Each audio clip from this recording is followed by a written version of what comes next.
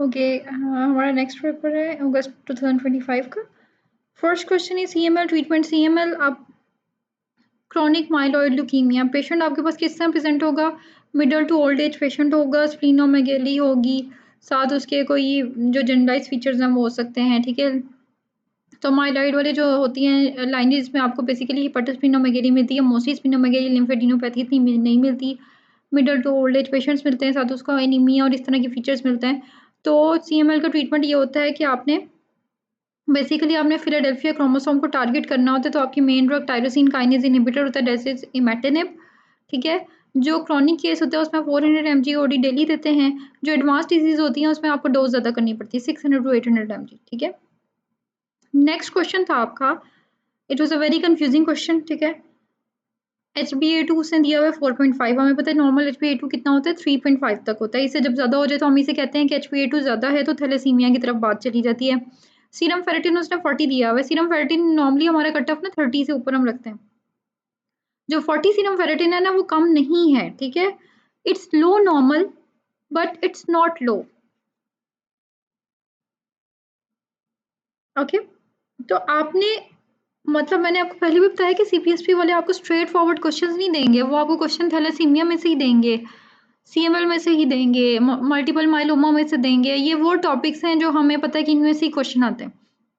हर paper में आपको इनमें से क्वेश्चन मिल रहे हैं। लेकिन बात क्या होती है कि यहाँ पे हमें सिंपल सिंपल सामने हम जब पढ़े होते हैं, हम पास पेपर्स कर रहे होते हैं, हम कहते हैं जी मल्टीपल माइलोमा है, उसका इन्वेस्टिगेशन पूछी है, उसका ट्रीटमेंट पूछा हुआ है। लेकिन जो पेपर होता है ना उसमें सीन अलग होता है। पेपर में वो मल्टीपल माइलोमा आपको वर्ड नहीं बताएगा, पेपर में वो आपको 4-5 लाइन्स की एक स्टेम देकर उसमें आपको कन्फ्यूज़ कर देगा। ठीक है? तो आपने ये बात याद रखनी है कि सीपीएसपी आपको सीधी स्टेम नहीं देंगे, उन्होंने आपको किसी न किसी जगह पे जाके कन्फ्यूज़ करना है। आपने इन बातों पे कन्फ्यूज़ नहीं होना। सीरम फेरेटिन 40 इट्स नॉट लो, ये आयरन डेफिशिएंसी को शो नहीं करता। आयरन डेफिशिएंसी के लिए हम फेरेटिन कितना रखते हैं 20, 15, 20 से कम जब होता है तब हम कहते हैं आयरन डेफिशिएंसी एनीमिया है। Serum ferritin 40 it's on the border line low but it's not लो, तो इसलिए अब इसका आंसर मिक्स्ड डेफिशिएंसी नहीं बनता। उन्होंने ऑप्शन में दिया हुआ था beta thalassaemia trait, mixed deficiency anaemia, iron deficiency anaemia, ये वो। तो जब आपको HbA2 4.5 मिल गया, आपको पता चल गया कि थैलेसीमिया की तरफ जा रहा है, फिर सीरम फेरेटिन 40 आपको कंफ्यूज करने के लिए कह रहा है, इसका आंसर बीटा थैलेसीमिया ट्रेट ही है। आपने ये बात याद रखनी है कि बीटा थैलेसीमिया ट्रेट का क्वेश्चन जरूर आएगा आपके एग्जाम में। ठीक है, कभी कभी सीधा सा क्वेश्चन आ जाता है उसमें, जो मैंने आपको बताया था कि एक डिसोसिएटिव एनीमिया होता है, वो आपको HB बताएगा 10 है और MCV बहुत कम बता देगा, तो वो बीटा थैलेसीमिया ट्रेट बन जाएगा, क्योंकि आयरन डेफिशिएंसी एनीमिया में HB10 के साथ ना MCV इतना कम नहीं होता। आगे आपका आ जाता है टेंडन ज़ैंथोमा, क्वेश्चन भी हमें हर पेपर में मिला है। ठीक है, टेंडन ज़ैंथोमा बेसिकली आपने ना, मैंने आपको बताया था कि जो हाइपरकोलेस्टेरोलेमियाज़ होते हैं, इसके दोनों नेम्स आपने याद रखनी है, क्योंकि वो आपको हो सकता है फेमिलियल हाइपरकोलेस्टेरोलेमिया को ऑप्शन ही ना दे, वो आपको दे दे टाइप 2 हाइपर लाइपोप्रोटीनीमिया, वहाँ पे वो याद ही नहीं आएगा। तो क्वेश्चन हम लोगों को आता होगा लेकिन वो गलत हो जाएगा इस चक्कर में। तो आपने जो ये कोलेस्टेरोलेमियाज़ हैं, ट्राइग्लिसरीडीमियाज़ हैं, हेरिडिटरी, तो इनके ना आपने सेकंड नेम्स भी साथ ही याद कर लेने हैं। तो टेंडन ज़ैंथोमा साथ आर्कस कॉर्निया, जो बेसिकली यंग पेशेंट में आपको मिलेगा। सेकेंडली अगर आपको इस तरह बता दिया जाता है कि पेनलेस थिकनिंग और फेशलेस टेंडन होगी, स्पेशली इन यंग पेशेंट, वो भी टेंडन ज़ैंथोमा की वजह से होती है। और एलडीएल लेवल इसमें ज़्यादा होता है। ये बेसिकली फेमिलियल हाइपर कोलेस्टेरोलीमिया है। इसका सेकंड नेम है टाइप 2 हाइपर लाइपोप्रोटीनीमिया। ठीक है, उसके बाद आगे उसने क्वेश्चन दिया हुआ था, डीप जॉन्डिस है, पेशेंट को प्लूराइटिस है, एएलपी ज़्यादा है। अब ये सारी किस चीज़ के फीचर्स बन रहे हैं, ये बन रहे हैं ऑब्स्ट्रक्टिव जॉन्डिस के फीचर्स बन रहे हैं। तो आपने ऑब्स्ट्रक्शन को आपने कॉज देखनी है। तो उसने नेक्स्ट बेस्ट इन्वेस्टिगेशन पूछी हुई है, कभी भी एमआरसीपी ईआरसीपी आपकी नेक्स्ट बेस्ट इन्वेस्टिगेशन नहीं होती। ठीक है, आप सीटी पे तो जा सकते हैं नेक्स्ट बेस्ट में, लेकिन आप डायरेक्ट एमआरसीपी नहीं कर सकते। उससे पहले आप सीटी करेंगे, फिर आप because these are basically invasive. MRCP is less invasive, ERCP is more invasive. लेकिन हमने कभी भी अपने इन द डेली लाइफ आपने कभी एमआरसीपी या ईआरसीपी अपने उसमें होता हुआ देखा हो इन पेशेंट्स का? सबसे पहले हम सीटी का टाइम देते हैं, पेशेंट का सीटी कराते हैं, उसकी बेस पे डायग्नोसिस बन जाता है। फिर आगे अगर उसका जो है वो कोई स्टोन की ऑब्स्ट्रक्शन हो या मैलिग्नेंसी है, वो ईआरसीपी करके साथ उसकी स्टंटिंग कर देते हैं, ये वो। तो आपने याद रखना है कि नेक्स्ट बेस्ट सीटी है, डायरेक्ट एमआरसीपी ईआरसीपी पे नहीं जाना। उसके बाद अगर इन्वेस्टिगेशन ऑफ चॉइस पूछी जाएगी, फिर आप कह सकते हैं कि एमआरसीपी है या ईआरसीपी है। आगे आपको एक बताया हुआ है कि एक बैंकर आया है, सोर थ्रोट है, लिम्फेडिनोपैथी है, हीमाचूरिया है, तो उसका आंसर क्या है? सबसे पहली बात, लेप्टोस्पाइरोसिस इन्फेक्शियस मोनोन्यूक्लियोसिस आपको कंफ्यूज करेगा। लेप्टोस्पायरोसिस में हमेशा उसने ऐसा पर्सन बताया होगा जो वाटर उसके साथ इन कॉन्टैक्ट विद वाटर है, या तो वो कोई सेवेज वर्कर होगा, सेवेज वर्कर या कोई फार्मर होगा, ठीक है? तो लेप्टोस्पायरोसिस जो या मतलब समटाइम्स ट्रैवलिंग में भी हो जाता है क्योंकि रैट यूरिन की वजह से होता है। लेकिन आपने ये बात याद रखनी है कि अगर बैंकर इस तरह का बताया हुआ है ना और सोर थ्रोट, क्योंकि लेप्टोस्पायरोसिस का मेन फीचर सोर थ्रोट या लिम्फेडिनोपैथी नहीं होती है, उसके main feature jaundice, kidney injury ये वो सारा कुछ होता है।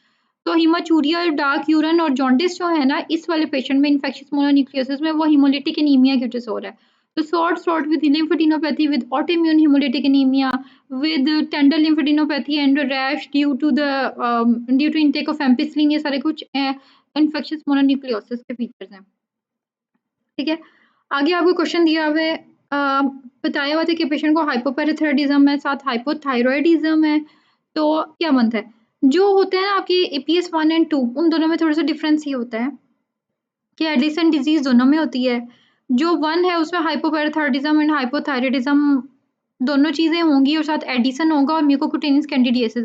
म्यूकोक्यूटेनियस कैंडिडियासिस मोस्ट कॉमन है इसमें, लेकिन हर पेशेंट में नहीं होता, उसने आपको एग्जाम में नहीं दिया हुआ था म्यूकोक्यूटेनियस कैंडिडियासिस। तो बेसिकली अगर हाइपोपैराथायरॉयडिज्म प्लस हाइपोथायरॉयडिज्म है वो एपीएस 1 है। अगर जो है सिर्फ हाइपोथायरॉयडिज्म है साथ एडिसन है तो वो एपीएस 2 है। जो एपीएस 2 है उसमें हाइपोपैराथायरॉयडिज्म नहीं होता और कैंडिडियासिस नहीं होता। ठीक है, ये क्वेश्चन देखने में बहुत इजी लगता है एग्जाम में, क्योंकि हम इतनी चीजें पढ़ चुके होते हैं कि हमें बहुत सी चीजें जो है ना वो कंफ्यूज कर जाती हैं। बहुत इजी चीजें भी। ओके, आपका नेक्स्ट क्वेश्चन है कुशिंग सिंड्रोम का, उसने डायग्नोस्टिक टेस्ट पूछा हुआ है। कभी भी 24 आवर यूरिनरी कॉर्टिसोल नहीं करना। Low dose dexamethasone suppression test जो है इसका इनिशियल बेस्ट टेस्ट होता है। इनिशियल टेस्ट पूछ ले, इनिशियल बेस्ट पूछ ले, स्क्रीनिंग टेस्ट पूछ ले, जो भी पूछ ले, low dose dexamethasone suppression test ही है इसका आंसर। ठीक है, उसके बाद उसने बताया हुआ है कि अपर लिम्ब में वीकनेस है, साथ एट्रोफी है, साथ हाइपररिफ्लेक्सिया एंड फेसिकुलेशंस। अगर आप एक बात याद रखें कि वीकनेस प्लस एट्रोफी के साथ हाइपररिफ्लेक्सिया और fasciculation. Hyperreflexia is a feature of upper motor neuron type of lesion. Atrophy and fasciculation is a feature of lower motor neuron type of lesion. जब आपके पास दोनों टाइप ऑफ फीचर्स आ जाएंगे तो वो motor neuron disease बनता है।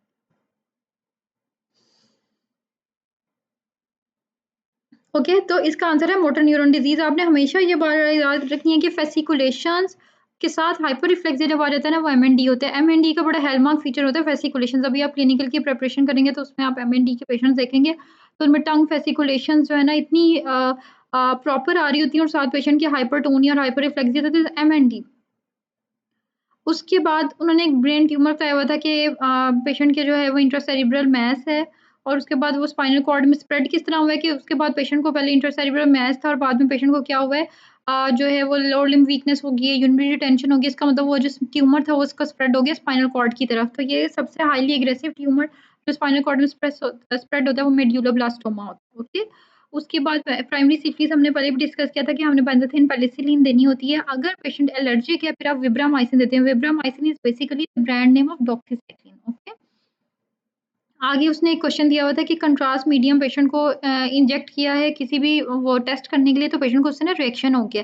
तो जब भी कंट्रास्ट एलर्जी हो हमेशा आईएम एड्रेनालिन देनी होती है, आईवी नहीं देनी होती। आईवी एड्रेनालिन हम कार्डिक शॉक वगैरह में देते हैं, इसमें हमने आईएम एड्रेनालिन देनी है। ठीक है, नेक्स्ट क्वेश्चन मैंने आपको लेड पॉइजनिंग का बताया था कि लेड पॉइजनिंग जो होती है ना ये बेसिकली इसकी मोटर न्यूरोपैथी होती है मेनली। तो अगर आपके पास एक पेशेंट फुट ड्रॉप या रिस्ट ड्रॉप के साथ आ जाएगा और साथ उसको माइक्रोसिटिक एनीमिया होगा। माइक्रोसिटिक एनीमिया बेसिकली इसमें क्या होता है, लेड पॉइजनिंग में फैंकोनी एनीमिया, बेसोफिलिक स्टिपलिंग, ये सारा कुछ हो रहा होता है। तो foot drop plus microcytic anaemia जो है वो लेड पॉइजनिंग में होता है। फिर आगे सॉरी आगे क्वेश्चन था मिक्स माइट्रल वाल्व डिजीज का। अब ये बात याद रखनी है कि मैंने आपको जब माइट्रल वाल्व जब हमने वेल्वुलर लीजन्स पढ़ी हैं उस टाइम मैंने आपको बताया था कि अगर एमएस के साथ एमआर आ जाए, बेशक वो माइल्ड एमआर है, एमआर अभी इतना ज़्यादा है ही नहीं, फिर भी आपने माइट्रल वाल्व रिप्लेसमेंट करनी है, आपने तो पीटीएमसी नहीं करनी।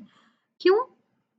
क्योंकि आप दोबारा जो है वो बार-बार पेशेंट की सर्जरी नहीं कर सकते आप। ठीक है? तो जो एमआर है उसने फिर आहिस्ता-आहिस्ता प्रोग्रेस कर जाना है बाद में। ठीक है? तो आपने एक बार ही पेशेंट को जब आप सर्जरी करना है तो आपने उसकी हर चीज़ सेटल करनी है। तब आप एमआर को ट्रीट करके एमआर छोड़ेंगे तो नहीं, बेशक वो माइल्ड है। तो जब भी मिक्स्ड माइट्रल वाल्व डिज़ीज़ आ गई, आपका आंसर रिप्लेसमेंट है, बेशक पेशेंट को माइल्ड एमआर है। सेकेंडली, आपने पीटीएमसी किन-किन कंडीशंस में नहीं करनी, जो मैंने आपको पहले बताया था कि एमएस के साथ एमआर हो, पेशेंट को का वेल्व प्लाइएबल ना हो, प्लाइएबल का मतलब है फिक्स्ड वेल्व हो गया हो, मोबाइल ना हो, ठीक है? उसके कस्प फिक्स हो गए हों और सेकेंडली लेफ्ट एट्रियम में थ्रोम्बस हो, ये तीनों कॉन्ट्रा इंडिकेशंस है पीटीएमसी की। इन सब चीज़ों में हमने फिर मिट्रल वेल्व रिप्लेसमेंट करनी होती है, ठीक है? उसके बाद आपका आ जाता है आगे मल्टीपल, एक क्वेश्चन था कि मल्टीपल ऑर्गेनिज्म, उसने बताया था कि एक पेशेंट आईसीयू में एडमिट है, उसका फीवर है, उसका ये सारा कुछ है। जब आपने उसका कल्चर किया तो उसमें मल्टीपल ऑर्गेनिज्म मिल गया, अब आपने कौन सी एंटीबायोटिक देनी है? आपने पेशेंट को सेफ्ट्राइज़ोन देनी है या लिंज़ोलेट देनी है या वैनकोमाइसिन देनी है। तो बेसिकली इसका आंसर एम्पिसिलिन प्लस सल्बैक्टम बन रहा था। आपके टूसम के नाम से जो हमारे इंजेक्शन हॉस्पिटल्स में भी आता है, आपने ब्रॉड स्पेक्ट्रम एंटीबायोटिक देनी है, तो एम्पिसिलिन प्लस सल्बैक्टम इसका आंसर। उसके बाद वॉन हिप्पल लिंडो सिंड्रोम हमने सीएनएस जब पढ़ा था उस टाइम, तो इसकी सबसे कॉमन एसोसिएशन पूछी हुई है। वॉन हिप्पल लिंडो सिंड्रोम की मोस्ट कॉमन एसोसिएशन होती है रीनल सेल कार्सिनोमा, ठीक है? उसके बाद विटामिन बी12 डेफिशिएंसी उसने सिनेरियो में यूँ बताया होगा कि आपके पेशेंट है, वो आपके पास एनीमिया के साथ विद क्या sensory loss in the peripheral sensory loss, उसके बाद आपको इम्प्लांटर्स, उसके बाद वाइब्रेशन लॉस, पोजीशन लॉस और सेरिबेलम के फीचर्स, एटेक्सिया वगैरह, ये वो जो विटामिन बी12 के सब acute combined degeneration of cord के फीचर्स होते हैं। तो वो फिश कौन-सी हो रही होती है? मतलब एक आपके पास अगर जो आपके ये होते हैं, जो आपके ये काम करते हैं, इसमें सी में जाते हैं, ये मछलियाँ वगैरह पकड़ते हैं। अब मुझे उसका नेम भूल गया। तो ये इनमें जो है ना, आपने क्या करना है, इसमें विटामिन बी12 की डेफिशिएंसी इनमें बहुत कम होती है और डाइफॉस्फोरम डेटम की वज़ह से होती है, ठीक है? उसके बाद उन्होंने एक क्वेश्चन दिया था कि एक आपके पास 12 ईयर ओल्ड बॉय आया है और उसको 2 वीक से ज़्यादा कफ है एंड फीवर है, तो वो उसका डायग्नोसिस पूछा हुआ था, वो टीबी की वज़ह से। हमें पता है जब भी फीवर 2 वीक से ज़्यादा हो जाए तो आपने टीबी के बारे में सोचना शुरू कर देना है। ओके, नेक्स्ट आपका क्वेश्चन है। Okay, next is very important question. Question है कि पेशेंट को ना परमानेंट पेसमेकर इम्प्लांट किया और उसके बाद पेशेंट को लैप्स हो गया, लाइक उसे हाइपोटेंशन हो गई, पल्स उसकी लो हो गई, ठीक है, ये वो। तो उसको क्या हुआ है, ठीक है?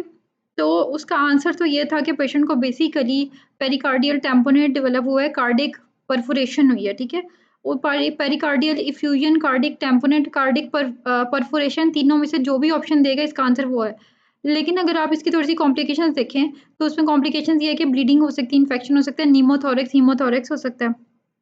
अगर हीमोथोरेक्स होगा फिर वो आपको बताएगा सडन शॉर्टनेस ऑफ ब्रेथ हुई है। हीमोथोरेक्स और इस साथ जो है ना वो क्या होता है, सैचुरेशन ड्रॉप होने लग जाएगी। लीड डिस्प्लेसमेंट मैलपोज़िशन हो सकती है। जो मेन है ना कि जब हाइपोटेंशन शॉक में पेशेंट जा रहा है, हमें पता है मफल्ड हार्ट साउंड्स, लो बीपी, ये सारा कुछ कार्डिक टेम्पोनेट में होता है। ये 3 तरह से वो हो सकता है, आपको कार्डिक टेम्पोनेट का ऑप्शन ना दे, वो आपको पेरिकार्डियल इफ्यूजन कह दे, या वो भी ना दे, वो कार्डिक परफोरेशन। इसका उसने आई थिंक सो ऑप्शन में कार्डिक परफोरेशन दिया होता है, तो आपने ये बात याद रखनी है, ठीक है? कि इसका पीपीएम इम्प्लांट की कॉम्प्लिकेशन है। इसके अलावा रिदमिया, ये सारी अर्लियाँ लेट में क्या हो सकता है, पेशेंट को एंडोकार्डाइटिस हो सकता है और सुपीरियर वेना केवा सिंड्रोम हो सकता है। सुपीरियर वेना केवा सिंड्रोम मैंने आपको बताया था कि सुपीरियर वेना केवा सिंड्रोम, जब सुपीरियर वेना केवा कंप्रेस हो जाती है किसी भी वजह से, तो उसमें क्या होता है, पेशेंट के एंगॉर्जमेंट ऑफ नेक वेन्स होंगी, reddish discolouration of the skin of the face होगी, हॉर्सनेस ऑफ वॉइस होगी, शॉर्टनेस ऑफ ब्रेथ होगा, स्ट्राइडर होगा, ये सारा कुछ होता है, ठीक है? फिर उसने ब्रोमोक्रिप्टीन जो है ना बेसिकली सिंगल लाइन क्वेश्चन ये दिया हुआ था, डोपामाइन एगोनिस्ट, ठीक है? Bromocriptine is a dopamine agonist, mechanism of action पूछा हुआ था ब्रोमोक्रिप्टीन का, इट्स अ डोपामाइन एगोनिस्ट। उसके बाद रिमेटॉइड आर्थराइटिस, एल्डी पेशेंट जो है आपके पास प्रेजेंट हुआ है, उसको जॉइंट पेन्स है, मेटाकार्पोफिलिंजर जॉइंट्स की एंड प्रॉक्सिमल इंटरफिलिंजर जॉइंट्स की, साथ उसको क्या डेविएशन हो रही है, जी डिफॉर्मिटी हो रही है, टेंडरनेस रिस्ट टेंडरनेस हो रही है, एक्यूट टेम्परेचर रेज है, ये सारा कुछ। तो ये properly active acute rheumatoid arthritis है, उसका ट्रीटमेंट क्या है? आपने फॉरन, उसने ऑप्शन दिया होगा स्टीरॉइड देने हैं, सेकंड ऑप्शन दिया होगा एनसेड देना है, थर्ड ऑप्शन दिया होगा मिथोट्रिक्सेट देनी है, फोर्थ ऑप्शन दिया होगा स्टीरॉइड एनसेड एंड मिथोट्रिक्सेट। तो आपने बात याद रखनी है कि आप मिथो अकेली नहीं दे रहे होते, आप पेन रिलीव करने के लिए एनसेड भी देते हैं और साथ इन्फॉर्मेशन रिलीव करने के लिए स्टीरॉइड्स भी देते हैं। तो आपका आंसर बनेगा स्टीरॉइड्स प्लस एनसेड प्लस मिथोट्रिक्सेट। आपने एक बात याद रखनी है कि आपने एग्जाम में हमने हमारे आंसर सारे ही ठीक होते हैं वहाँ पे, मतलब जो उन्होंने बेस्ट ऑप्शन चूज़ करना होता है, हर ऑप्शन ही करेक्ट होता है, उसमें से हमने करेक्ट में से भी बेस्ट को चूज़ करना होता है। तो ये आपको गलत ऑप्शन तो वो नहीं बताएगा, वो बस आपको ये सब डिवाइड करके दे देगा, इकट्ठा दे देगा। तो आपने ना उस टाइम पे बहुत विजिलेंटली ये सोचना है कि जब आप रिमेटॉइड आर्थराइटिस को ट्रीट करते हैं, तो आप कभी भी एक अकेली चीज़ नहीं देते कि पहले पेशेंट को स्टीरॉइड दे के भेज दिया, फिर वापस बुलाया, फिर उसको एनसेड दे दिया। आपने तीनों चीज़ें इकट्ठी स्टार्ट करते हैं, फिर उसे फ़ॉलो-अप पे बुलाते हैं। उसके बाद डायबिटीज़ मेलाइटिस का पेशेंट है, उसको अपर लिम्ब पे वीकनेस है, साथ उसकी अपर लिम्ब की एट्रोफी हो रही है यूनिलेटरल, ठीक है। तो अब मैंने आपको बताया था डायबिटिक एमायोट्रोफी हमेशा एसिमेट्रिकल वीकनेस के साथ आपके पास प्रेज़ेंट करती है। मोस्टली लोअर लिम्ब की इन्वॉल्वमेंट होती है, लेकिन समटाइम्स अपर लिम्ब की इन्वॉल्वमेंट भी हो सकती है, एट्रोफी हो सकती है और साथ जो है वो सेंसरी लॉस होता है ये वो, तो ये डायबिटिक एमायोट्रोफी है बेसिकली। उसके बाद टाइफाइड का क्वेश्चन बहुत आता है रिलेटिव ब्रेडिकार्डिया के लिहाज से। आपने ये बात याद नहीं कि 102 के साथ अगर वो आपको 100 पल्स भी दे देगा वो भी रिलेटिव ब्रेडिकार्डिया। तो टाइफाइड का क्वेश्चन है। फिर सार्कोइडोसिस की मैंने आपको बताया था कि हर स्टेज पे ट्रीटमेंट नहीं करनी होती, हमारी 0 से 4 3 तक होती है, देखिए 0, 1, 2, 3। 0 स्टेज तो आपकी बिल्कुल ठीक होती है, 1 वाले में आपको पता है बायलेटरल लिम्फेडिनोपैथी होती है, सेकंड में है लिम्फेडिनोपैथी के साथ इन्फिल्ट्रेट्स होते हैं, थर्ड में अकेले इन्फिल्ट्रेट्स होते हैं, फोर्थ में पल्मोनरी फाइब्रोसिस होता है। तो आपकी क्या होती है जो स्टेज 0, 1, 2 इसमें तो हमने ट्रीटमेंट करना ही नहीं होता, मॉनिटर करना होता है, तो स्टेज 1 पे आप ट्रीट नहीं करेंगे, वो आपको स्टेज 1 नहीं कहेगा, वो आपको बताएगा बायलेटरल हाइड्रल लिम्फेडिनोपैथी, ठीक है? तो उसमें आपने मॉनिटर करना है। आगे जाके वो जो है ना 3rd और 4th पे फिर आपने ट्रीट करना है, लेकिन अगर आपके पेशेंट को हाइपरकैल्सीमिया डेवलप हो रहा है, अगर पेशेंट को फिशन ऑफ पाल्सी डेवलप हो रही है, अगर पेशेंट को न्यूरो सार्कोइडोसिस डेवलप हो रहा है, अगर पेशेंट को किडनी इंजरी डेवलप हो रही है, तो इन समय फिर आपको स्टेरॉइड्स देने पड़ते हैं। इसकी स्पेसिफिक इंडिकेशंस है जो हमने पढ़ी थी जिसमें हमने स्टेरॉइड्स देने हैं। उसके बाद आपका नेक्स्ट क्वेश्चन है जी टोकोसोवो कार्डियोमियोपैथी। जब मैंने आपको कार्डियोलॉजी पढ़ाई थी उस टाइम मैंने इस चीज़ को बहुत बहुत डिटेल में एक्सप्लेन किया था कि आपने कभी भी किसी भी डिज़ीज़ को एसोसिएट नहीं कर देना कि अगर उसने आपको स्टेम में फीमेल पेशेंट नहीं दिया तो टोकोसोवो कार्डियोमियोपैथी नहीं बन सकता। मेल पेशेंट उसने आपको सिनेरियो मेल पेशेंट का दिया हुआ है, दैट इज़ सीपीएसपी पार्ट 2 का एग्ज़ाम है। उसने आपको इन टॉपिक्स में से भी ऐसी कुछ चीज़ें निकाल के देनी है ताकि वो आपको टेस्ट कर सकें कि who is the fittest here, ठीक है? तो मेल 30 इयर्स ओल्ड मेल अगर स्ट्रेस की वजह से, जॉब लॉस की वजह से, किसी साइकोलॉजिकल इश्यू की वजह से आपके पास आ रहा है, जिसमें क्या हो रहा है कि उसको चेस्ट पेन हो रही है, लेकिन जब आप उसकी एंजियोग्राफी करें तो एंजियोग्राफी नॉर्मल मिल रही है। ईसीजी में आपको फीचर्स मिल रहे हैं, लेकिन प्रॉपर एमआई के फीचर्स नहीं है और पेशेंट जो है वो सपोर्टिव ट्रीटमेंट से ठीक हो गया है। आपने उसकी एको की है, उसमें ट्रांजिट एल्विस सिस्टोलिक डिसफंक्शन मिला है, मायोकार्डियल स्टनिंग मिली है, एको में एपिकल बलूनिंग मिली है, सारे उसने चीज़ें दी हुई हैं स्टेम में। सिर्फ़ उसने ऊपर क्या दिया कि 30 इयर्स ओल्ड मेल है, तो ये सारी चीज़ें आप इग्नोर करके उसको कह दें कि टोकोसोबो नहीं है क्योंकि फीमेल पोस्ट मेनोपॉज़ल फीमेल नहीं है। तो आपने बाकी चीज़ें भी देनी है, फिर आपने देखनी है, फिर आपने डिसाइड करना है कि क्वेश्चन किस तरफ को जा रहा है। आपने सिर्फ़ एक चीज़ पे डिसाइड नहीं करना, आपने मल्टीपल पॉइंट्स देखे ना। उसमें मायोकार्डियल स्टनिंग, एपिकल बलूनिंग ये सारा कुछ बता दिया, तो वो टोकोसोबो कार्डियोमायोपैथी के फीचर्स हैं, it can happen in males, it's rare but it can happen. उसके बाद आगे क्वेश्चन है कि फ्लैश ए पेशेंट ने एस इन्हिबिटर दिया, उसको फ्लैश पल्मोनरी एडीमा डेवलप हो गया। ये मैंने आपको बताया था कि रीनल आर्टरी स्टेनोसिस होता है इसका आंसर, और वो क्यों होता है एमआर एंजियोग्राफी आ गया, आपने इसमें इन्वेस्टिगेशन होती है। एक क्वेश्चन है नेक्स्ट कि lower limb weakness upper limb से ज़्यादा है तो एंटीरियर सेरेब्रल आर्टरी की ओक्लूजन होती है, और जब अपर लिम्ब की वीकनेस लोअर लिम्ब से ज़्यादा होती है तो वो क्या होती है मिडल सेरेब्रल आर्टरी होती है। ये भी हर एग्जाम में क्वेश्चन आ रहा होता है। उसके बाद एक पेशेंट आपके पास ओल्ड एज पेशेंट आया है, उसको डिस्फेजिया हो रहा है, उसको हेलिटोसिस हो रहा है, तो वो किस वजह से होता है? ज़ेंकर डायवर्टिकुलम की वजह से होता है। ये सेफ्रॉन का क्वेश्चन है। ओके, उसके बाद आपका नेक्स्ट क्वेश्चन आ जाता है टेंडर थायराइड। हमने कहा था सब एक्यूट थायराइडिस को कहते हैं, जैसे डीक्यूरविन कहते हैं, उसको स्पोरेडिक भी इसको कहते हैं। एमसीटीडी आपने इनकी एंटीबॉडीज़ बहुत अच्छी तरह याद रखनी है। एंटीबॉडीज़ के भी 2-2 नेम्स होते हैं, आपको दोनों नेम्स पता होने चाहिए। यू1 आरएनपी अगर पॉजिटिव है तो वो मिक्स्ड कनेक्टिव टिश्यू डिजीज़, ठीक है? उसके बाद एक एचआईवी का पेशेंट था, उसमें उन्होंने बताया हुआ था कि इंट्रासाइटोप्लाज़्मिक इंट्रान्यूक्लियोसाइड इंक्लूजन बॉडीज़ आपको मिली हैं, तो वो बेसिकली साइटोमेगालो वायरस का इन्फेक्शन होता है और उसका ट्रीटमेंट पूछा हुआ है गेनसाइक्लोविर। अब वो आपको एचआईवी का सिनेरियो देगा, उसमें वो आपको इन्फेक्शन का बताएगा कि ये पेशेंट को हो रहा है। ये नहीं कहेगा कि उसको सीएमवी का इन्फेक्शन हुआ है और आपने ट्रीटमेंट क्या देनी है। वो आपको एचआईवी का पेशेंट है, अब आप उसको जो भी हो रहा था, आपने जब उसको टेस्ट किया तो न्यूक्लियर साइटोप्लाज़्मिक इंक्लूजन बॉडीज़ मिली, तो आप सोचेंगे कि वो सीएमवी में होती है, आगे आप क्या करेंगे? गेनसाइक्लोविर देंगे। नेक्स्ट क्वेश्चन है एसएलई का 10 ईयर सर्वाइवल पूछा हुआ है। एसएलई का 10 ईयर सर्वाइवल कितना है? 90 टू 95% है, ठीक है? एसएलई की एसोसिएशन डीआरए जो डीआर एसोसिएशन होती है, डीआरए 3, 4 या 2, 3, एसएलई, सीलेक इन सब की जिनकी भी है वो आपने याद रखनी है, वो भी पूछ लेते हैं एग्ज़ाम में। उसके बाद एक क्वेश्चन था जिसमें पेशेंट को बताया था कि इसको जॉइंट पेन्स हैं, प्रॉक्सिमल इंटरफेरेंजियल जॉइंट्स में इन्वॉल्वमेंट हुई हुई है, साथ उनकी स्वेलिंग हुई हुई है और साथ उसकी कैरीज़ ऑन द टीथ है। तो हमें पता है कि रिम्टोइड आर्थराइटिस जो है वो जॉइंट पेन्स और ये सारे इसके फीचर हैं, लेकिन कैरीज़ ऑन द टीथ उसका फीचर नहीं है। कैरीज़ ऑन द टीथ का मतलब क्या है कि पेशेंट की टूथ डिके स्टार्ट हो गया, और टूथ डिके कौन-सी कंडीशंस में होता है? ये एक तो हम लोग के इन्फेक्शन वगैरह होते हैं, दूसरा ये है कि पेशेंट की सलाइवा डिक्रीज है, प्रोडक्शन है। तो बेसिकली ये सिनेरियो था शोगरेन सिंड्रोम का। शोगरेन कभी भी प्राइमरी नहीं होता, शोगरेन हमेशा सेकेंडरी होता है, किसी ना किसी ऑटो इम्यून रेमेटोलॉजिकल डिजीज के साथ एसोसिएटेड होता है। तो ये बेसिकली सेकेंडरी शोगरेन सिंड्रोम है जो रिमेटॉइड आर्थराइटिस में हुआ है, और कैरीज ऑन द टीथ जो है वो शोगरेन की वजह से पेशेंट को हो रहे हैं, क्योंकि पेशेंट में सलाइवरी ग्लैंड्स इफेक्ट हो गए और सलाइवा नहीं बन रहा। ओके, उसके बाद वेसिकोस ऑन द ईयर है, facial weakness for Ramsay Hunt syndrome. फिर हमें पता है कि प्लूराइटिस आफ्टर हॉट बाथ पीआरवी, और उसमें जैक2 म्यूटेशन हमने चेक करनी होती है। फिर मल्टीपल माइलोमा के सिनेरियो दिया हुआ है जिसमें उसने पूछा हुआ था कि क्या होता है मल्टीपल माइलोमा में ना लाइट चेन नेफ्रोपैथी होती है। वो आपको ये नहीं बताएगा बेंजोस प्रोटीन्स प्रोटीन्स मिल रहे हैं, लाइट चेन प्रोटीन्स मिल रहे हैं, वो आपसे बस आपको वो लाइट चेन नेफ्रोपैथी का वो दे रहा है। तो आपने ना इनके वर्ड से कंफ्यूज नहीं होना। उसके बाद आगे क्वेश्चन था कि पेशेंट जो है उसको रिकरेंट यूटीआई हो रहा है, उसको मल्टीपल एंटीबायोटिक की उसने कोर्सेज़ कर लिए हैं, लेकिन पेशेंट फिर यूटीआई हो जाता है, तो आपकी फर्स्ट लाइन इन्वेस्टिगेशन क्या होगी? तो फर्स्ट लाइन जब भी पेशेंट को रिकरेंट यूटीआई हो रहा हो, आपने अल्ट्रासाउंड केयूबी करवा के देखना है, ठीक है? उसके बाद तो आपकी सीबीसी और वो ब्लड शुगर ये सारा कुछ आ जाएगा, लेकिन फर्स्ट लाइन इन्वेस्टिगेशन होगी अल्ट्रासाउंड केयूबी। फिर क्लोज़ापीन का क्वेश्चन था कि क्लोज़ापीन का साइड इफेक्ट पूछा हुआ था, मोस्ट कॉमन साइड इफेक्ट वो क्या था? स्फेयर न्यूट्रोपीनिया कराता है, ये तो न्यूट्रोपीनिया था इसका साइड इफेक्ट। उसके बाद उसने कहा हुआ था कि पोस्ट कैथेटराइज़ेशन पेशेंट को हाइपोटेंशन, टैकीकार्डिया, एनीमिया हुआ है, तो पोस्ट कैथेटराइज़ेशन जब कैथेटर पास किया और पेशेंट को हाइपोटेंशन, टैकीकार्डिया और इट्स एन इमरजेंसी, इसका मतलब ये है कि पेशेंट को रिट्रोपेरिटोनिया ब्लीड हो गया, तो इसका आंसर था रिट्रोपेरिटोनिया ब्लीड। उसने इंट्रापेरिटोनियल और पता नहीं क्या कुछ पूछा होगा, अब मुझे नहीं याद कि स्टेम के ऑप्शंस क्या थे, लेकिन ये कि पोस्ट कैथेटराइज़ेशन अगर पेशेंट को हाइपोटेंशन, टैकीकार्डिया, एनीमिया वगैरह हो तो मतलब पेशेंट को ब्लीड हो रहा है, रिट्रोपेरिटोनियल ब्लीड, ठीक है?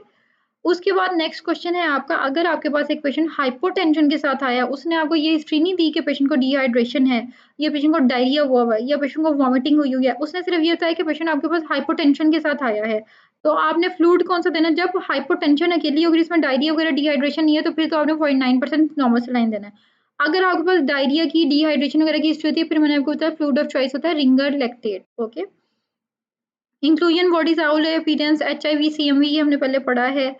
आगे आपका ना एक एचआईवी के पेशेंट में उसने क्वेश्चन दिया होता है कि रेड वेस्क्यूलर नोड्यूलर पेप्यूल्स है, तो बेसिकली एचआईवी के पेशेंट में जब नोड्यूलर वेस्क्यूलर जहाँ पे बात आती थी ना, वो केपोसी सार्कोमा होता है, ठीक है? केपोसी सार्कोमा में वेस्क्यूलर नोड्यूलर पेप्यूल्स होते हैं, म्यूकोसा में भी मिल जाते हैं, पाम से मिल जाते हैं, सोल से मिल जाते हैं, होल बॉडी में मिल जाते हैं, ह्यूमन हर्पीज वायरस सेट की वजह से होते हैं। इसमें पेशेंट हमें जो कन्फ्यूजन होती है बेसिलरी एंजियोमेटोसिस के साथ होती है। जो एंजियोमेटोसिस है ये बेसिकली नोड्यूलर पेप्यूल्स होते हैं, जो केपोसी सार्कोमा ये वेस्कुलर होता है मोस्टली। जो आपका क्वेश्चन आता है ना एचआईवी मोस्टली कब केपोसी का ही ऑप्शन दोनों दिए होते हैं, लेकिन क्वेश्चन केपोसी सार्कोमा का होता है। उसके बाद पेशेंट का बताया होता है कि हाइलर एनलार्जमेंट है विद फ्रेनिक नर्व पाल्सी, ये वही है कि ये कार्सिनोमा लंग का क्वेश्चन है। मैंने आपको ये हर पेपर में ही क्वेश्चन आता है। इसमें ये होता है कि अगर वो आपसे नेक्स्ट बेस्ट इन्वेस्टिगेशन पूछेगा तो आपने CT scan of the lung करना है। अगर वो आपसे सीटी थोरैक्स, अगर वो आपसे बेस्ट इन्वेस्टिगेशन पूछेगा मोस्ट अप्रोप्रिएट, तो वो फिर बायोप्सी होगी, ठीक है? नेक्स्ट बेस्ट में कभी भी बायोप्सी नहीं होगी, नेक्स्ट में सीटी होगा, उसके बाद बायोप्सी होगी। उसके बाद एक क्वेश्चन उसने बताया हुआ है कि पेशेंट आपके पास फीमेल पेशेंट आई है, ठीक है? उसको हार्मोनल डिस्टर्बेंसेस के सारे फीचर्स बताएँगे और उसके बाद उसका आगे बताया हुआ है कि उसके एफएसएच भी ज़्यादा, एलएच भी ज़्यादा और एस्ट्राडियोल कम है। तो बेसिकली जो एफएसएच, एलएच रेज़्ड होता है और एस्ट्राडियोल कम होता है, ये किसमें होता है? प्रीमैच्योर मेनोपॉज़ में होता है। तो इसका आंसर था प्रीमैच्योर मेनोपॉज़, ठीक है? फिर आपका नेक्स्ट क्वेश्चन आ जाता है जी, hyponatremia plus hypertension plus chest creps. Patient आपके पास आया है,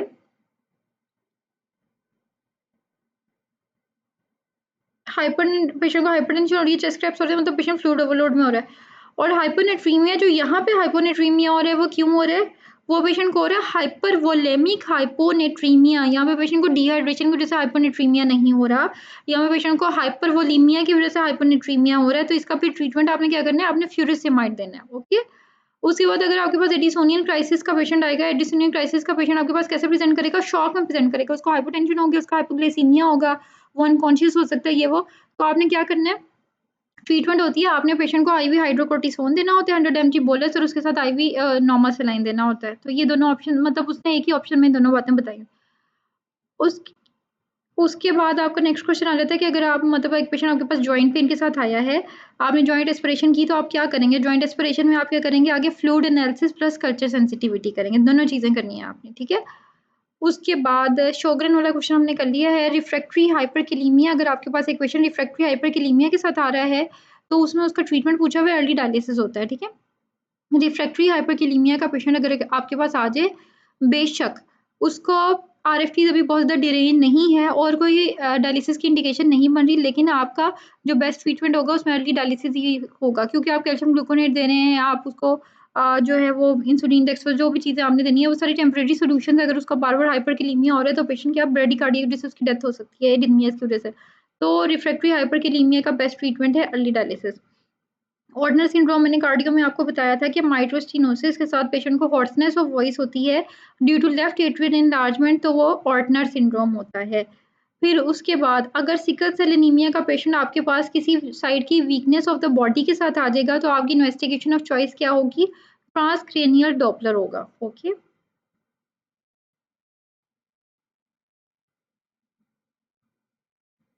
और आगे आपने क्या करना होता है, मतलब sickle cell anaemia left sided weakness के साथ प्रेजेंट हुआ, आपने इन्वेस्टिगेशन में ट्रांसक्रिएटेड डॉपलर डॉपलर करना है और आपने उसकी ट्रीटमेंट क्या करनी है? एक्सचेंज ट्रांसफ्यूजन करना है, ठीक है?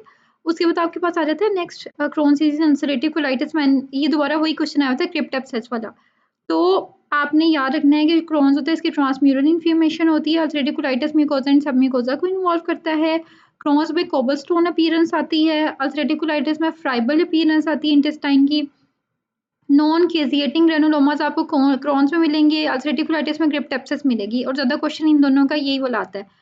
क्रॉन्स में आपको स्ट्रक्चर्स मिलेंगे, अल्सरेटिव में स्ट्रक्चर्स नहीं मिलते, सूडोपॉलिप्स मिलते हैं, ठीक है? तो ये दोनों के डिफरेंस याद रखने हैं, इनका ज़रूर एक क्वेश्चन जो है ना फाइंडिंग्स के लिहाज से आ रहा होता है। उसके बाद लिडल सिंड्रोम का ट्रीटमेंट पूछा हुआ था। लिडल सिंड्रोम डायरेक्ट वही मैंने बताया आपको नहीं बताएगा, वो आपको बताएगा कि यंग पेशेंट आपके पास आया है, उसका हाइपरटेंशन विद हाइपोकैलेमिया है। जब उसकी इन्वेस्टिगेशन की, उसमें रीनिन भी लो है और एल्डोस्टेरोन भी लो है, तो ये क्या बन रहा है? ये लिडल सिंड्रोम का पेशेंट बन रहा है और इसकी ट्रीटमेंट क्या होती है? अमाइलोराइड आपने देना होता है। इसमें स्पाइरोलेक्टोन का कोई फ़ायदा नहीं होता है, इसमें ट्रीटमेंट अमाइलोराइड होता है। ये आपने 2 क्वेश्चन्स हमने कवर किए हैं इसमें लिडल सिंड्रोम। एक आपने क्वेश्चन कवर किया है जी, लिडल सिंड्रोम का लिडल का आपको पता चाहिए hypertension with hypokalemia with low aldosterone with low renin, तो वो लिडल सिंड्रोम है और लिडल का ट्रीटमेंट है अमाइलोराइड। उसके बाद नेक्स्ट आपका क्वेश्चन आ जाता है hypertension with hypokalemia with increase aldosterone with increase renin with increase aldosterone renin ratio, ठीक है? तो ये क्या बनता है? साथ मेटाबॉलिक एल्कलोसिस, ये बनता है कोन सिंड्रोम, ठीक है? लिडल और कोन का डिफरेंस आपको पता चाहिए, दोनों में हाइपरटेंशन विद हाइपोकाइनेमिया है, लेकिन लिडल में रीनिन और एल्डोस्टेरोन दोनों लो हैं, कोन में एल्डोस्टेरोन रीनिन दोनों ज़्यादा हैं, इनका रेशियो भी ज़्यादा है और मेटाबॉलिक एल्कलोसिस है। जो कोन सिंड्रोम है ना, ये आपको कुशिंग सिंड्रोम के साथ एग्जाम में कंफ्यूज हो जाता है। देखने में तो हम बात करेंगे कोन जौन सा होता है उसमें ये सारा कुछ हो रहा है, कुशिंग इज समथिंग एल्स, लेकिन कोन में भी हाइपरटेंशन होती है, कुशिंग में भी होती है, मसल वीकनेस भी दोनों में होती है, पॉलीयूरिया पॉलीडिप्सिया भी दोनों में होता है। तो फिर आप एग्जाम में जब वो ये सारी बातें बताएंगे तो आप कैसे डिफ्रेंशिएट करेंगे? आपका एक डिफ्रेंशिएटिंग पॉइंट ये होगा कि जो कोन सिंड्रोम होता है इसमें रेजिस्टेंट हाइपरटेंशन होती है, जो कुशिंग है उसमें तो एक सेकेंडरी फीचर है हाइपरटेंशन, उसकी कॉम्प्लिकेशन है, लेकिन जो कोन है इसमें रेजिस्टेंट हाइपरटेंशन होगी, जो ड्रग्स को रिस्पॉन्ड नहीं कर रही होती। बाकी सब चीज़ें सेम है, बाकी आगे इन्वेस्टिगेशन में डिफरेंस आ जाता है कि जो आपका आ जाता है कोन सिंड्रोम, इसमें एल्डोस्टेरोन रीनिन वगैरह ज़्यादा होंगे, कुशिंग में ये वाली सारी चीज़ें नहीं होती, ठीक है? फिर आगे कोन सिंड्रोम का ट्रीटमेंट, अगर यूनिलेटरल एडिनोमा की वजह से कोन सिंड्रोम हो रहा है, आपने एड्रेनलेक्टमी सर्जरी कर देनी है। अगर बायलेटरल एड्रीनल हाइपरप्लेजिया होता है तो उसमें सर्जरी करने का फ़ायदा नहीं होता, आप स्पाइरोलेक्टोन देते हैं या एप्टेरिनोन देते हैं। उसके बाद नेक्स्ट क्वेश्चन कैल्मन सिंड्रोम का है। Kallmann syndrome is basically congenital hypogonadotropic hypogonadism होता है। इसमें आपके पास जीएनआरएच भी कम होगा, एलएचएफएसएच भी कम होंगे और सेक्स हार्मोन्स भी कम होंगे और साथ पेशेंट को एनोस्मी होगा। कंजेनिटल हाइपोगोनेडोट्रोफिक हाइपोगोनेडिज्म, ठीक है? सारी चीजें कम होनी है, जीएनआरएच भी कम होना है, एलएचएफएसएच भी, सेक्स हार्मोन और साथ पेशेंट को स्मेल डिस्टर्बेंस होनी है, तो ये एनोस्मिया साथ आ जाएगा आपका।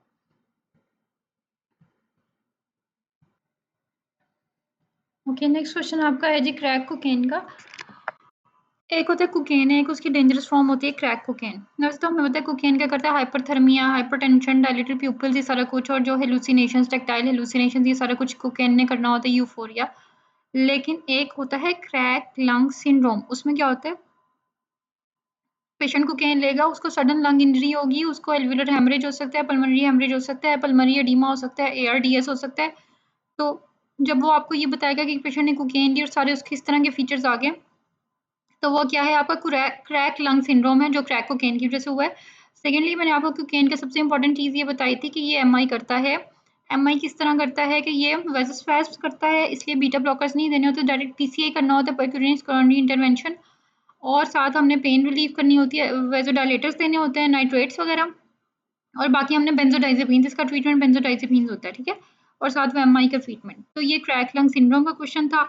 उसके बाद क्लाइनफेल्टर सिंड्रोम का ना मोस्टली क्वेश्चन इसके लिहाज से ही आता है, जो जेनेटिक्स पूछी होती है आपसे। 47XXY है, लेकिन समटाइम्स वो मोज़ेक पैटर्न भी आपको दे देते हैं, 46XY, 47XXY। ये बात याद रखना है, इसमें भी प्राइमरी हाइपोगोनेडिज्म हो रहा होता है। आपको जो सिनेरियो में इसका क्लूज़ ये होते हैं कि tall stature with small firm testis और विद गायनिकोमेस्टिया, अगर आपको इस तरह का वो बताता है ना, तो वो क्लाइनफेल्टर सिंड्रोम होता है, ठीक है? स्पार्स फेशियल बॉडी हेयर होते हैं, डिक्रीज़ मसल मास होता है, tall stature, tall person with gynaecomastia and small firm testis, तो वो क्लाइनफेल्टर सिंड्रोम होता है, और इसके जेनेटिक्स क्रोमोसोम पूछे होते हैं 47XXY, और इसमें सबसे ज़्यादा रिस्क होता है ब्रेस्ट कैंसर का, ओके? उसके बाद आगे उसने बताया हुआ था कि एक जो है ना, वो female patient oral contraceptive pills ले रही है और उसको वो हो गया, DVT डेवलप किया है, तो आगे उसने पूछा हुआ है कि किस वजह से हुआ है। तो आपने बात याद रखनी है कि जब भी कोई भी पेशेंट आपके पास DVT की वजह से यंग पेशेंट आता है, हमेशा फैक्टर 5 रीडिंग म्यूटेशन आपने उसका आंसर चूज़ करना है, क्योंकि most common inherited cause of thrombophilia is factor 5 reading mutation. तो OCPs वैसे ही एक रिस्क फैक्टर है ये DVT को डेवलप करने के लिए, तो अगर पेशेंट को पहले ही थ्रोम्बोफिलिया होगा, तो वो DVT डेवलप कर लेगी। तो उसका आंसर फैक्टर 5 रीडिंग म्यूटेशन बन रहा है, ठीक है? उसके बाद एक question depletion of goblet cells पूछा हुआ था, ये भी अल्सरेटिव कोलाइटिस में होता है। तो ये बात आपने ना, इनकी जो बायोप्सी फाइंडिंग्स हैं, जो इसकी हिस्टोपैथोलॉजी की फाइंडिंग्स हैं, क्रोन्स अल्सरेटिव कोलाइटिस की, these are very much important, ठीक है? उसके बाद वेल्डेनस्टॉर्म मैक्रोग्लोबिनीमिया का क्वेश्चन इस तरह से आपको दिया जाता है कि एक ओल्ड एज पेशेंट आपके पास आया है, वो आपको बताता है कि उसको कुछ अरसे से जो है वो वेट लॉस वगैरह तो हो रहा है, साथ उसको हेडेक और डिजीनेस और tinnitus and blurring of vision and hypertension, इस तरह के फीचर्स आ रहे हैं। तो आपने याद रखना है कि कौन सी हेमाटोलॉजिकल मैलिग्नेंसी है जो ये सारा कुछ करती है। ये हाइपर विस्कोसिटी के फीचर्स हैं। ये वेल्डेनस्टॉर्म मैक्रोग्लोबिनीमिया करता है। Waldenstrom macroglobulinemia is basically B cell lymphoma. इसमें IgM गैबोपैथी होती है, और IgM जो है ना, लार्ज मॉलिक्यूल होता है। जब IgM ज़्यादा होगा तो वो क्या करेगा, विस्कोसिटी ज़्यादा कर देगा। विस्कोसिटी जब ज़्यादा होगी तो पेशेंट को हाइपर विस्कोसिटी सिंड्रोम हो जाएगा, जिसकी वजह से ब्लड वीन, हेडेक, डिजीनेस और रेनॉल्ड्स फिनोमिना, एपिस्टेक्सिस वगैरह होता है। अब आगे इसका ट्रीटमेंट क्या होता है कि अगर एसिम्प्टोमेटिक है पेशेंट, तो मॉनिटरिंग करनी है।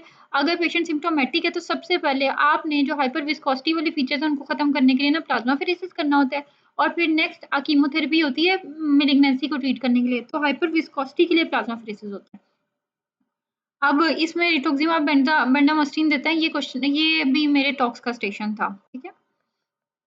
आपको अगर ब्लड स्मेयर पे रोलेक्स इस तरह वो दे दे कि ब्लड स्मेयर पे रोलेक्स फॉर्मेशन और साथ IgM स्पाइक मिली है, तो वो भी वेल्डेनस्टॉर्म मैक्रोग्लोबिनीमिया में होती है। उसके बाद उसने कहा हुआ है कि ओल्ड एज फीमेल थी। ये बहुत लॉन्ग सा एक सिनेरियो दिया हुआ था, ओल्ड एज फीमेल, उसमें जो है TSH भी रेज़्ड है और WBC भी रेज़्ड, और पेशेंट अनकॉन्शियस है। तो आपने याद रखना है कि 2 चीज़ें उसने आपको बता दी। TSH ज़्यादा होगा तो पेशेंट को हाइपोथायरायडिज़्म है, और साथ पेशेंट WBC। जब भी ओल्ड एज पेशेंट आपके पास अनकॉन्शियस आता है, सबसे पहले आपने सेप्सिस सोचना होता है। बेशक उसको और बहुत सी कोमॉर्बिडिटीज़ हो, लेकिन most common cause of unconsciousness in an old age patient is sepsis, जो मोस्टली यूरिनरी ट्रैक्ट इन्फेक्शन होता है। हम लोग अपने हॉस्पिटल में भी, अगर आप अपने वार्ड्स में देखें, तो जो आपके पास सेमी कॉन्शियस, अनकॉन्शियस, ड्राउज़ी पेशेंट्स आते हैं ओल्ड एज, वो सेप्सिस की वजह से ऐसे होता है। तो बेशक उसका TSH ज़्यादा है, लेकिन वो myxedema coma is not very much common. Myxedema coma बहुत हाई लेवल ऑफ TSH पे जाके होता है। साथ उसमें हाइपोथर्मिया वगैरह ये वो होना शुरू हो जाता है। तो आपने on the basis of stem आपने डिसाइड करना है, लेकिन most common cause of unconsciousness in an old age patient, बेशक विद मल्टीपल कोमॉर्बिडिटीज़, वो सेप्सिस होता है। उसके बाद पार्वोवायरस इन्फेक्शन जो है, उसका इन्वेस्टिगेशन पूछी हुई है। तो अगर पेशेंट इम्यूनो कॉम्प्रोमाइज़्ड होता है, उसमें हमने PCR करना होता है। अगर पेशेंट इम्यूनो कॉम्पिटेंट होता है, उसमें हमने सीरोलॉजी करनी होती है। अब अगर वायरल लोड के लिए आप क्वांटिटेटिव PSR करते हैं, PCR करते हैं, अगर उसने इस तरह नहीं बताया हुआ, तो एक्यूट इन्फेक्शन पार्वोवायरस में आपने इन्वेस्टिगेशन क्या करनी है, IgM प्लस PCR, ठीक है? अगर आपको अलग-अलग बता दें, तो आपने याद रखना है, अगर वो इम्यूनो कॉम्प्रोमाइज़ पेशेंट का बताएगा, आप PCR करेंगे। अगर इम्यूनो कॉम्पिटेंट बताएगा, आप सीरोलॉजी करेंगे। अगर वो इस तरह नहीं बताता, तो फिर दोनों चीज़ें IgM प्लस PCR। अगर प्रेगनेंसी है, तो उसमें PCR वो ब्लड में करना होता है। अगर पेशेंट प्रेग्नेंट है तो पीसीआर इम्यूनिटी फ्लूइड का करना होता है और मैटरनल आईजीएम करनी होती है, ठीक है। उसके बाद रिकरेंट बैक्टीरियल इन्फेक्शन, एक एडल्ट पेशेंट आपके पास आया है जिसको रिकरेंट बैक्टीरियल इन्फेक्शन हो रहा है, पल्मोनरी मतलब रेस्पिरेटरी ट्रैक्ट इन्वॉल्व हो रहा है, जीआई ट्रैक्ट इन्वॉल्व हो रहा है, 1 सेकेंड,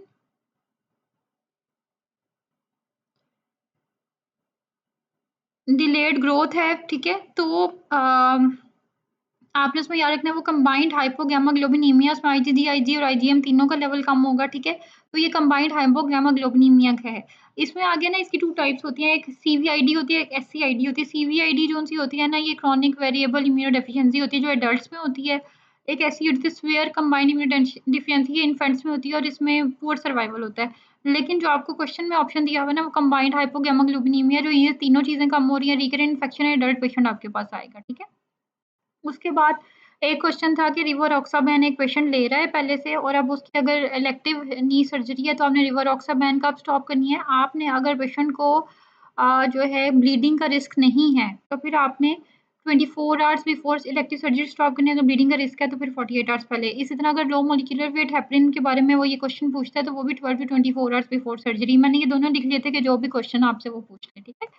ल्यूटम बेकर सिंड्रोम मैंने आपको बताया था ड्यूरिंग कार्डियोलॉजी के सिकंडम एएसटी के साथ रिमेटिक एमएस। सिकंडम एएसटी मतलब कंजेनिटल एट्रियल सेप्टल डिफेक्ट के साथ अगर पेशेंट को एक्वायर्ड माइट्रोस्टिनोसिस जो रिमेटिक माइट्रोस्टिनोसिस होता है, ये दोनों चीजें कंबाइन करके इनको हम कहते हैं ल्यूटम बेकर सिंड्रोम। सीपीएसपी को फैंसी टर्म्स बहुत ज़्यादा पसंद है। उसके बाद एक एलोपेशिया का क्वेश्चन आया हुआ था कि एक पेशेंट आपके पास आया नॉन स्कारिंग एलोपेशिया के साथ, तो वो एलोपेशिया एरिएटा बनता है। लेकिन मैंने कहा कि मैं थोड़ा-सा आपको इन डिटेल में एक्सप्लेन कर दूँ। जो एलोपेशिया एरिएटा होता है ना, ये नॉन स्कारिंग होता है। नॉन स्कारिंग एलोपेशियाज़ आपके रिवर्सिबल होते हैं। जहाँ पे स्कार बन जाएगा रिवर्सिबल नहीं होगा, लेकिन जो नॉन स्कारिंग है वो रिवर्सिबल होगा। ये ऑटोइम्यून होता है। वेल सर्कमस्क्राइब्ड राउंड पैचेज़ आपको मिलेंगे। मतलब एक बच्चे भी आ जाते हैं, एडल्ट्स भी आ जाते हैं, well circumscribed round patches of hair loss उनके सर में होता है, तो वो एलोपेशिया एरियोटा होता है जो नॉन स्कारिंग होता है, रिवर्सिबल होता है, ठीक हो जाता है जब आप स्टेरॉइड्स वगैरह देते हैं। इसमें हेयर पुल टेस्ट पॉजिटिव आ जाता है। ये क्वेश्चन में यही पूछा गया था। आगे जो ना एक एंड्रोजेनिक होता है, ये भी नॉन स्कारिंग होता है। एंड्रोजेनिक मोस्टली हमें पता है जो मेल्स में हो रहा होता है, लेकिन समटाइम्स फीमेल्स में भी होता है। फिर एक होता है टीलोजन एफ्लूवियम, ये स्ट्रेस, ड्रग्स, पोस्टपार्टम इलनेस, इन सब की वजह से जो डिफ्यूज हेयर शेडिंग होती है ना, ये टीलोजन एफ्लूवियम होता है। ये मैंने इसलिए लिखा कि आगे ना ट्राइकोटिलोमेनिया होता है। ट्राइकोटिलोमेनिया का क्वेश्चन आ जाता है। ये बेसिकली साइकोलॉजिकल जो है ना हेयर लॉस होता है ना, उसको ट्राइकोटिलोमेनिया कहते हैं। इसमें पेशेंट ना खुद अपने हेयर्स जो है वो टियर कर रहा होता है, तो इसमें साइकियाट्रिक हिस्ट्री होगी, ठीक है। तो इसमें से ट्राइकोटिलोमेनिया और एलोपेशिया एरेटा इन दोनों का क्वेश्चन आ जाता है। आगे जो स्कारिंग एलोपेशिया ये हमने पढ़ा था कि ये डिस्कॉइड ल्यूपस एरिथेमेटोसिस में आता है। एलोपेशिया एसएलई में भी होता है, जो ऑटो इम्यून होता है वो नॉन स्कारिंग होता है। लेकिन अगर डिस्कॉइड ल्यूपस एरिथेमेटोसिस में एलोपेशिया होगा तो वो स्कारिंग होगा और इरिवर्सिबल होगा। इन दोनों का डिफरेंस है, इसका क्वेश्चन आता होता है। उसके बाद वही उनका बहुत कॉमन क्वेश्चन ऑफ सीपीएसपी के painful genital ulcer plus tender inguinal lymphadenopathy. तो पहले तो ये ट्रीटमेंट पूछते हैं, यहाँ पे उन्होंने इन्वेस्टिगेशन पूछी हुई थी। तो बेसिकली आपने जो है ना पहले कल्चर का लिए स्वैब लेना है और उसके बाद पीसीआर, मतलब आप स्वैब लेंगे कल्चर के लिए और फिर उसका पीसीआर करेंगे, ये इसकी इन्वेस्टिगेशन है, ठीक है। तो यहाँ पे हमारा अगस्त 2025 वाला पेपर भी एंड हो गया है, ठीक है। हमने फरवरी 25 और अगस्त 25 जितने क्वेश्चन हमें मिले थे और जो थे इम्पोर्टेंट थे वो हमने डिस्कस कर लिए हैं। अब बेसिकली मैंने आपको 2024 2025 के पेपर्स करा दिए हैं और जो पहले वाली कुछ फाइल्स थी वो करवाई हैं। इसमें से मैंने 2023 के पेपर्स नहीं करवाए। उसका मैंने एक चेक किया था तो उसमें मोस्टली क्वेश्चंस वही थे जो हम लोगों ने बेसिकली क्वेश्चंस के, आपको पता है कि किसी में पेपर में इन्वेस्टिगेशन पूछी होती है, किसी में ट्रीटमेंट, तो मैंने आपको पूरा टॉपिक उसमें से करवा दिया होता है। तो वो हम मल्टीपल टाइम्स डिस्कस कर चुके हैं, इसलिए मैंने वो वाली फाइल्स आपको नहीं करवाई। लेकिन इन केस आपको लग रहा हो कि कोई फाइल ऐसी है जो इम्पोर्टेंट है, कोई पेपर किसी भी ईयर का जो इम्पोर्टेंट है और उसके क्वेश्चन थोड़े डिफरेंट है, जो डिस्कस होना चाहिए, तो वो आप मुझे बता दें, मैं वो आपको करवा दूँगी। तो I have concluded my lectures here today, ठीक है। इसके बाद अभी फ़िलहाल मेरा प्लान नहीं है किसी और का। आप अगर कोई चीज़ डिस्कस करनी है तो आप मुझे बताएँ, वो मैं डिस्कस कर लूँगी। Thank you so much, best wishes for your exam. इंशाल्लाह आप लोगों का एग्ज़ाम बहुत अच्छा होगा और जितना मैक्सिमम मैं एफ़र्ट कर सकती थी कि जो चीज़ें मैंने अपने एग्ज़ाम में लर्न की थी और जो बहुत इम्पोर्टेंट है, और जो मल्टीपल टाइम एग्ज़ाम में आई हैं, वो मैंने आपको करवा दी हैं। सेकंडली मैंने आपको बताया है कि आपने एग्ज़ाम में एक तो स्ट्रेस नहीं लेना, अपने सिम्पैथेटिक ओवरड्राइव नहीं होने देनी, क्योंकि आपने वहाँ पे आपको आता सब कुछ होता है और सब लोगों को आता होता है। जो भी एग्ज़ाम देने जाते हैं, वो सब प्रिपरेशन करके आए होते हैं। जस्ट वहाँ पे आके paper management skills, time management skills and आपकी डिसीजन पावर, वो इम्पोर्टेंट है। और डिसीजन आप अच्छा तब करेंगे जब आप स्ट्रेस में नहीं होंगे। तो सिर्फ स्ट्रेस रिलीव करके जाना है और आपने बस वहाँ पे बैठ के हर चीज़ को, हर स्टेम को 2-2 टाइम्स और उसके बाद हर ऑप्शन को जल्दी कहीं पे भी नहीं करनी। आपके पास ऑप्शंस जो है ना वो सब ठीक लग रहे होते हैं, उसमें से आपने बेस्ट को चूज़ करना होता है। तो आपके पास हर तरह का नॉलेज है और आपने बेस्ट डिसीजन करना है। Best of luck, thank you so much.